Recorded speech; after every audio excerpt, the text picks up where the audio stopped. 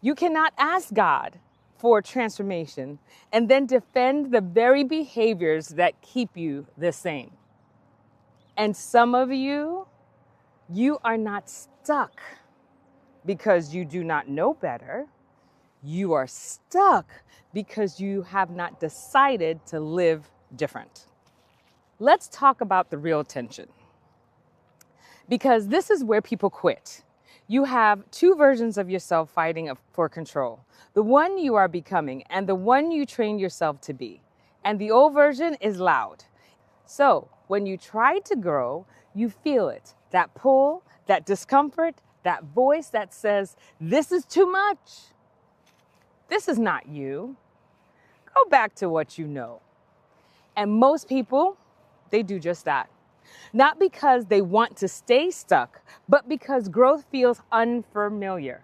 And unfamiliar feels Let's make it practical. Your emotions are not leading you wrong, but your lack of discipline with them is. You feel lonely, so you reach for what is available.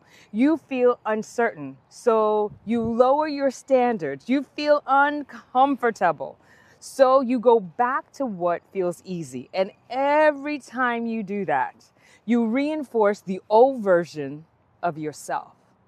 Not intentionally, but consistently. What is the pattern that keeps proving you are still operating from your old self? Name it.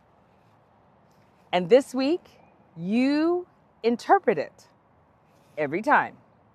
If it is loneliness driving your decisions, you sit in it without reaching for a substitute.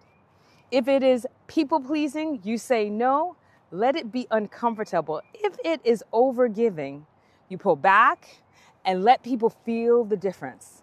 If it is settling, you walk away even when it feels empty. Not once, consistently. Because consistently is what rewires you.